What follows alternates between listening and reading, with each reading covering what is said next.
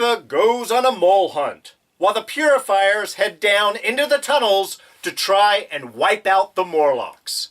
An attack that will hopefully unite the mutants against their common enemies, the Purifiers and the Inner Circle, but also hits us all for a very heavy loss, which might sting a little bit more if there was a chance the show was going to be renewed for a season 3, which it's not. It's The Gifted, season 2, episode 14, calaMity. Hey everyone, D here, and welcome to this week's review of The Gifted. So yes, of course, spoilers coming up, if I haven't already said them already. So yeah, what an episode. I had a few different thoughts going into this review while I was watching the show, and a lot of those were kind of silenced because of our ending. Yes, let's just jump right into that real quick. Blink is dead. Pretty much sure she's dead. Several shots, the rifle into the back. Not much of a chance that the Purifiers are going to try and patch her up and drag her out of there, despite the fact that Jace comes across the mutant teddy bear, or the teddy bear that belongs to a mutant. There's nothing wrong with the teddy bear itself outside of the M on its face, but there's nothing wrong with that. It's the child making it its own. But yes, with that, Jace is facing up to the fact that he has become the monster he has been fighting against. A very powerful ending, considering all these storylines that we have brought forward. That was one thing that really was, I think, happening a lot with our Morlocks storyline, in fact, is we are seeing this evolution of Clarice. And in fact, maybe it makes sense from a sad way that she does die at this point, because the conflict that we had going on between Clarice and John was pretty much about the willingness to sacrifice, how far you're going to go for what you believe in. And when Clarice first came in season 1, she was very much an on-her-own type kind of person. She had had a rough childhood, she had had a rough experience where she came from, and here it was pretty much kind of all about herself, self-preservation. And then while hooking up with the Mutant Underground, connecting with John, and then moving forward on through that. Sorry about that. Knocking figures down.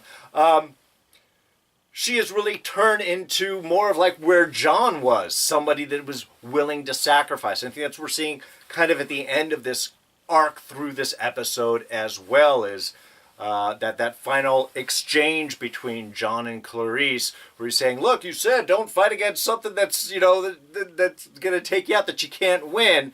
And finally, at this point, not only has Clarice seen that you can't be on your own, but you got to be part of the group. And through this episode, pushing against the norm, the expectations, Urg's rules against preserving the community, for the idea of doing a greater good, going out and help the mutants that are in trouble. And here, obviously willing to self-sacrifice in order to save the citizens, the Morlocks, all of them, that entire community, and realizing that, yes, some things are important to fight against, even if you are going to lose. So, while we do lose Clarice, and yes, the gate closed, there is a possibility that she's not dead, she's wounded, and the Purifiers are going to pull her out. I think that would undercut a lot of the impact that this episode has. I mean, not only undercut her whole arc, which kind of finishes up to,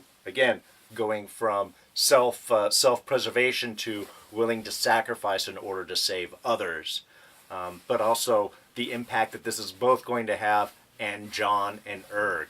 Yes, the assault on the Morlocks is going to hopefully help inspire Urg to take those Morlocks that are left and try and fight back. But also having that loss, something they can share with John, despite I'm sure there's going to be a little conflict coming up after that. It's not going to go smoothly. I think that's going to be the final nail that unites them. think I'm mixing metaphors right here. But yeah, I think that'll be the final move, is they have a shared pain, a shared loss, and that should hopefully also then bring into focus shared enemy, or enemies, as it were. All right, and Jace. Look, I know I keep saying, look, the thing has happened. Jace is going to see the light finally. He's going to turn around. I feel like I've said that several times over these past seasons. And I'm really hoping this is finally it. This kind of surprised me. I thought when we had that whole scene with Benedict kind of trying to pull, or the little meeting between Benedict and Reeva, and then the idea of pulling Jace in on this, wasn't going to work. I mean, even the whole push and idea is like, we're going to send you down into the tunnels to wipe out the Morlocks. Not captured, not anything else. It was definitely a hunt and kill mission. And that Jace, I mean, he did kind of fight against it for like 2 seconds.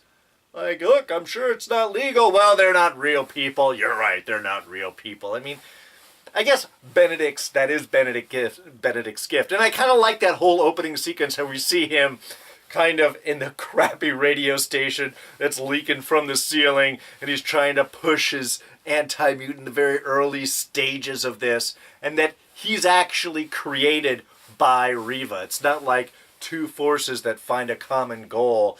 In a way, he really is created by Reeva, gives him the platform in order to be able to go and push his idea, identifying him as just an opportunist.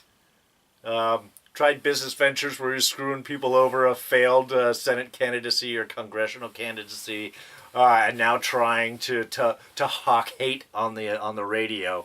The fact that Reeva's able to identify that and use him for her own means, that was kind of an interesting setup. Again, it puts things a little more perspective how much Reeva is behind a lot of this stuff. A lot of both the Purifiers and of course the inner circle.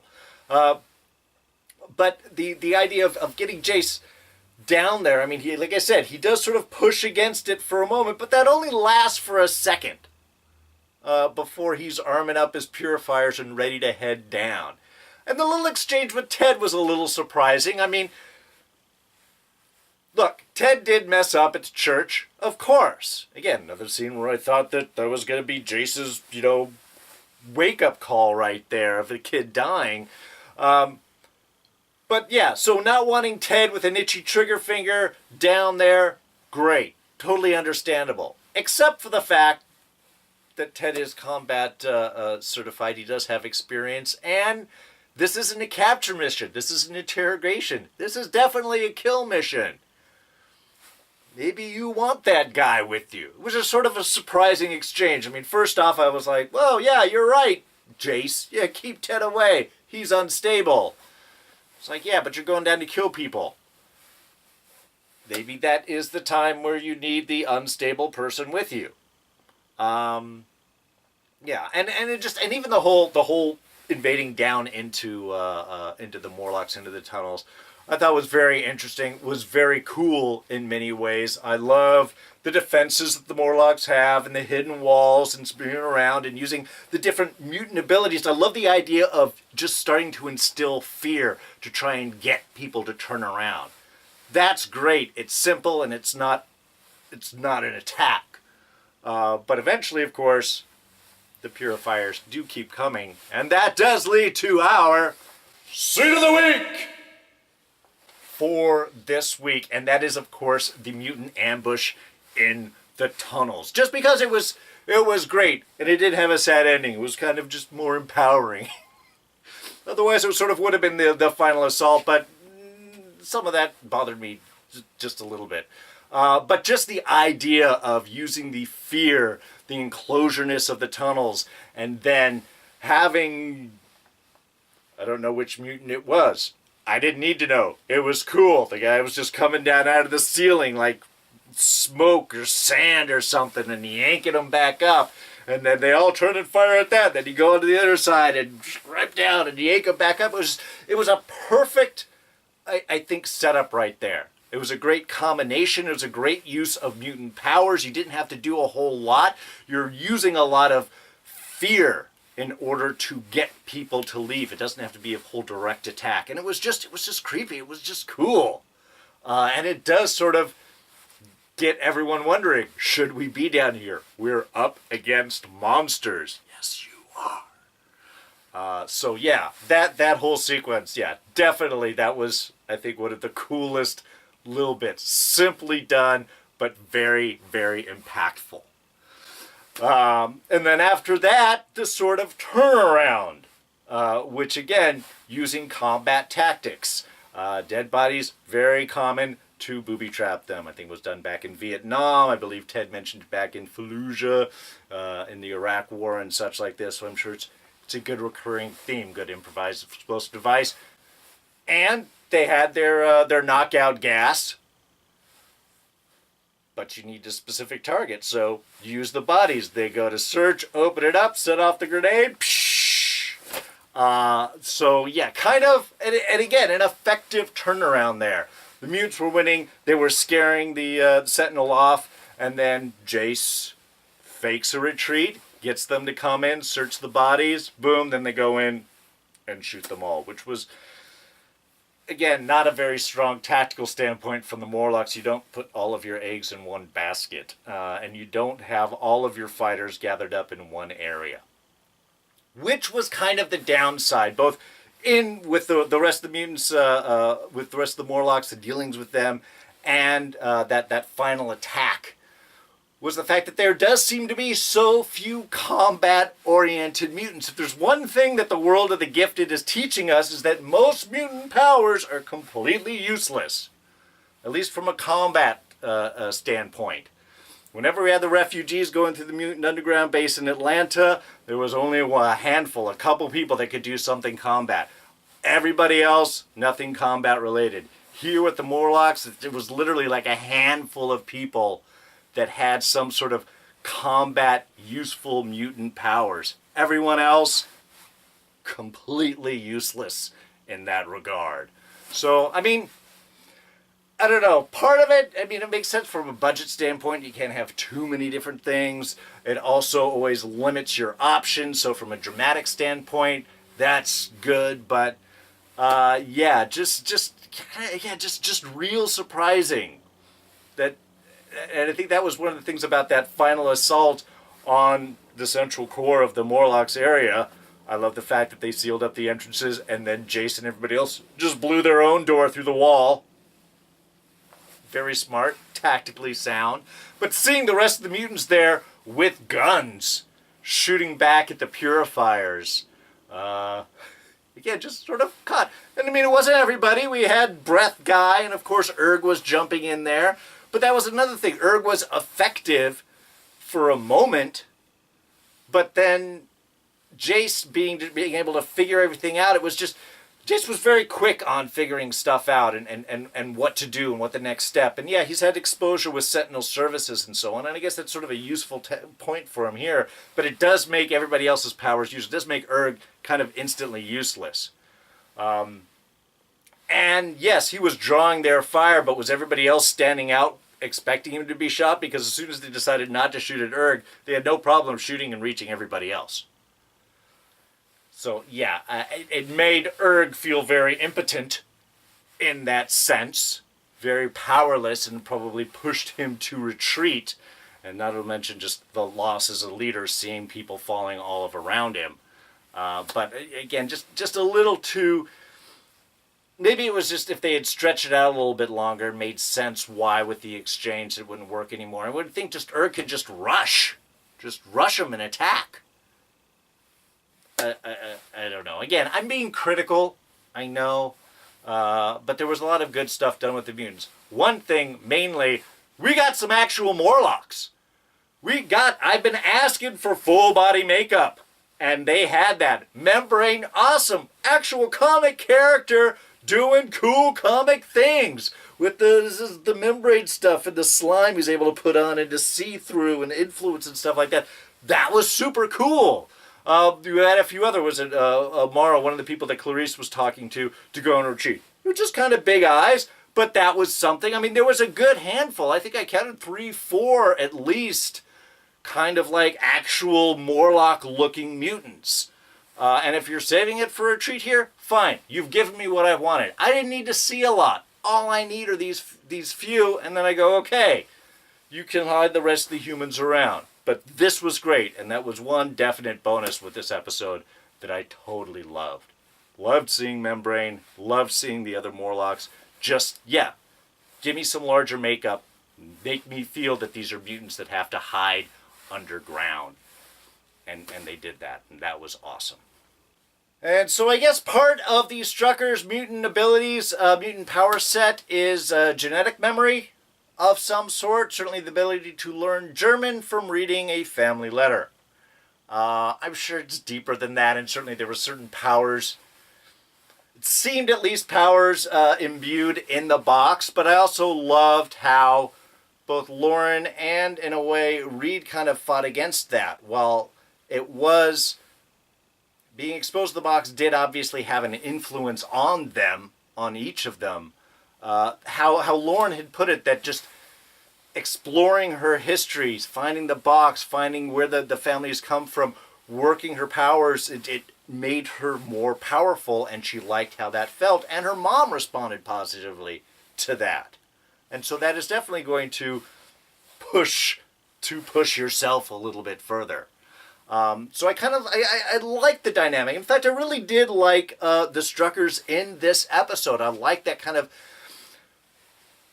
investigation into their powers and eventually that acceptance. My other potential scene of the week was that little car scene with Lauren and Reed and Kate. Just because it's such a great character evolution moment right there. I mean, it was simple.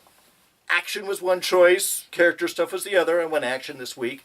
But I loved just Reed kind of, first of all, thanking his daughter for how she's been dealing with stuff and how the way she is reacting to things. The fact that she decides not to use the medicine anymore because of what is happening in the world around her, and that she has a power that she can use to help defend the people around her and to help fight back. And using this medicine, suppressing that power, makes her useless.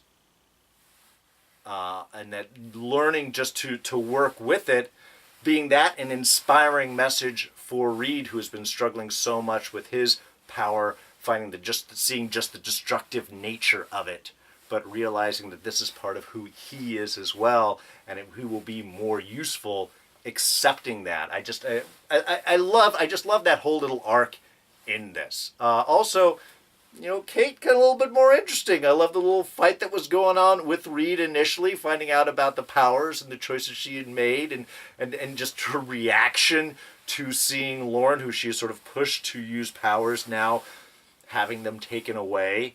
And then not only seeing as Lauren is accepting the challenges that are in front of her, embracing who she is to fight back, seeing Reed do that as well when we get the final shot with the cops coming in, and Kate's just like, yeah, I don't have mutant powers, but I got a gun, gotta do something.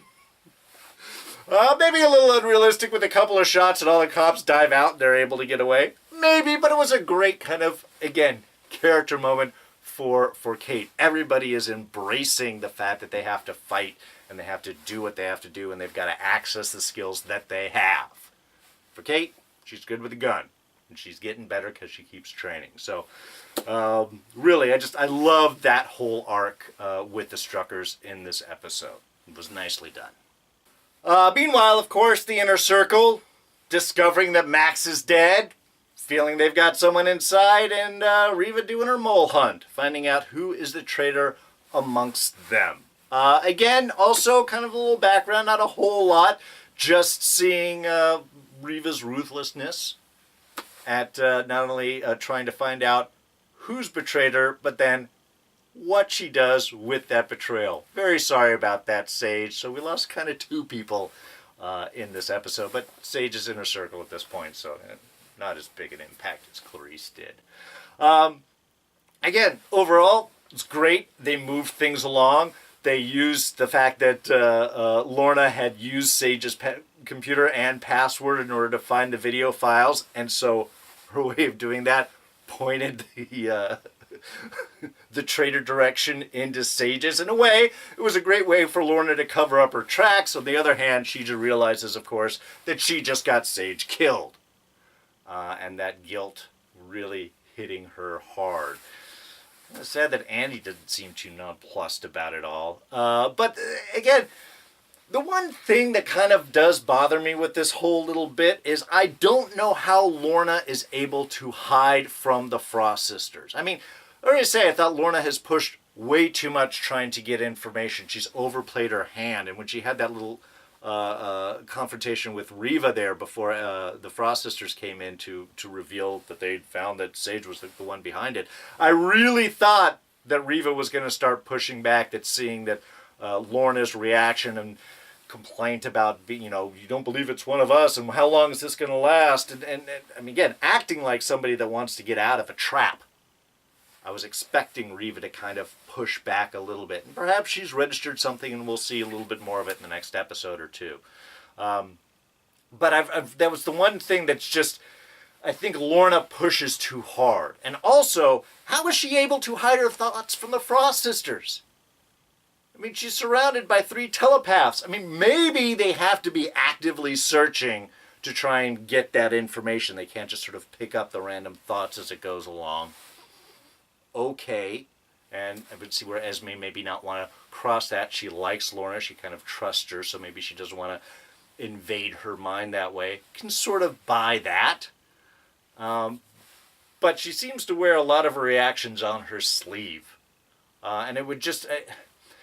the fact that Sage has her logical mind, the ones and zeros, and that's why the Frost Sisters can't dive into her mind, that was a great explanation.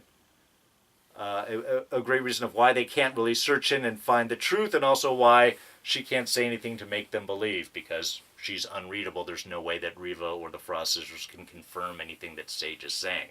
Kind of puts Sage in a rough spot. On the other hand, that explains why they can't read Sage, doesn't explain why they can't read Lorna. Again, I don't know. It's a small thing, it's a small character thing, but I feel the way that they've worked this storyline, they've sort of painted Lorna in a corner. That she shouldn't be able to get away with as much of stuff as she is, especially the way that she's acting. But again, may not last too much longer anyway. Alright, so before we wrap things up, I do want to touch on a couple of different things. One, Legion has been revealed. Season 3 is coming. Yeah! This summer. In fact, of course, it's announced right after I finish filming my spring preview where I talk about summer's going to be Agents of S.H.I.E.L.D. and Preacher. So, update. You heard it here first. This summer will be Agents of S.H.I.E.L.D., Preacher, and Legion Season 3. Very excited to see that. An awesome show. And it's going to be the final season of Legion. They're going to be wrapping up the storyline, but they're going to be diving deep. We get to see some Professor X, a young Professor X, a little bit of time travel, some great story development. Really excited to what Noah Hawley is going to be bringing us with this final season, wrapping up an incredible storyline of David Haller. However, I do believe the fact that Legion is ending with this season also is going to give us a sign that this will be the end of this show as well, that The Gifted will not be renewed for a 3rd season itself. Reason being, primarily, of course, the Fox-Disney merger. That should be finalized possibly by the end of this month. And at that stage, Marvel, Disney is reacquiring all of its properties and is going to want to establish them in the MCU in their own way. They're not going to want to have these additional series, mutant series, X-Men series floating out there. There's a lot of discussions, of course. Obviously, the Dark Phoenix is going to be the last X-Men movie out. There's been some talk that New Mutants, which is slated to come out this fall, may actually end up going on to Hulu and not be released theatrically, as kind of a final little message into of this Fox mutant universe before Disney really starts laying its own groundwork for how they're going to have the Mutant Center into the MCU. Because of that, I think The Gifted, like I said, is going to be ended. I don't think Marvel is going to want a third season. They're not going to want another show out there establishing some different world for the mutants and possibly confusing people on the mutants connection, the X-Men's connection in with the MCU. So perhaps our loss of Blink isn't quite so hard because we're going to be losing everybody else in about 2 more episodes now. Again, sad. Like a lot of these characters, like some of the storylines, I have had issues, but overall, I think they've done a good job. It will be sad to see this show go. However, I am pretty sure that's the way things are going to fall. I haven't heard anything else. I was even checking all the news lines and stuff before I jumped in with this review. Nothing official is out there. There isn't even really any murmurs. Outside of ratings and stuff isn't all that good, so may not be renewed anyway because of that. But I think primarily it's going to be because of this Disney-Fox merger. The fact that Disney will want to make sure that Marvel's properties all fall into the MCU. They're going to cut anything that is not already connected to that. And that means, of course, The Gifted as well. Alright, so I think I've rambled on for long enough. We'll go ahead and wrap up this review. So like I said, there's only 2 more episodes. We're going to be having our big confrontation between the Mutant Underground and the Inner Circle. Is this written as a final episode, or is it going to leave on a cliffhanger and then just have an ultimate cliffhanger that is left floating out there in the universe forever and ever? Not really entirely sure. They should know. They should expect that this is what is going to happen. So I'm hoping they're really going to use these last 2 episodes to sort of wrap up this conflict and really leave us on a good note. But we will have to wait and see. So thank you once again for joining me on this review. And if you enjoyed it, please go ahead and hit that like button. Thoughts, ideas, and comments, toss those down in the section below. What you guys thinking about this episode? What do you think is going to happen in these next two before we hit our finale? And do you also think this is the end, or there's an outside chance we may get a season 3 of The Gifted? Go ahead, let me know. Throw your thoughts right down there. You can always catch me on Twitter and Instagram. I am at Darren Jakes. Please subscribe if you're not a subscriber. Quick and easy 1-button press right here. You'll catch all of these reviews. Plus, like, we got Walking Dead, American Gods, Game of Thrones, Legion this summer. Don't miss those. Be a subscriber and you won't. And here's a couple of old reviews that you can check out right there. So, that's going to be it for me. I'm D, and I'm out of here. Catch you guys next time. Bye-bye.